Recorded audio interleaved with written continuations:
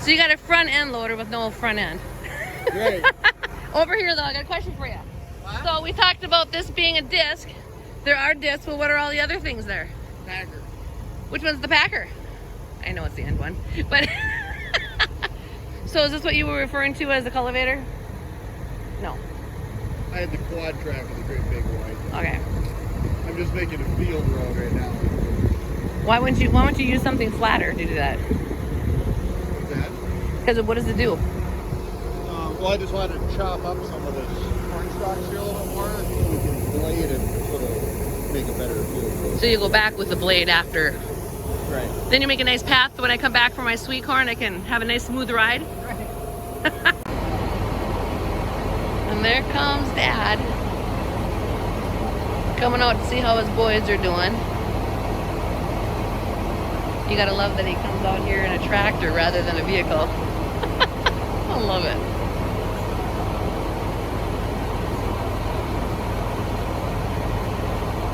Got a family business. Comparing notes to what's coming next here. Rick's over in the other tractor because he already got his first cut of the season. Getting out a Band-Aid. Alright, so we're packing up, leaving this field. We just did the sweet corn and then we did a round, got all the markers set. Kevin's still working on the pathway for us to go get sweet corn later and to check out the irrigation. The end rows are being planted with the 95-day corn. The inside of that field will also be planted, obviously, but the 95-day corn will be done sooner because we always take the end rows off earlier in the season before we get into the inside. So that's just kind of how we do things. Got to get off the end rows before you can get into the inside of the field.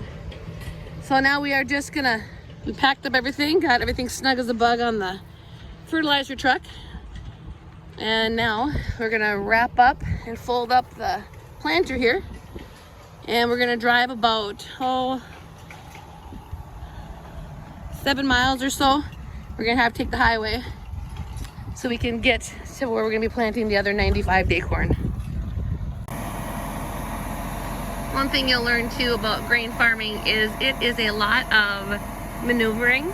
Oftentimes the tractors are in the field to just do one job, and then all of a sudden you have to pack up, fold up, get on the highway.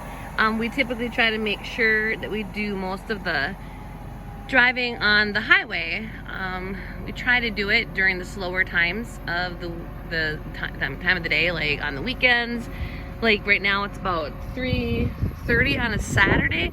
It should be okay to go that 7 miles. We shouldn't have too much traffic at this time of day. We definitely wouldn't do it on a Friday night or a Saturday night for obvious reasons.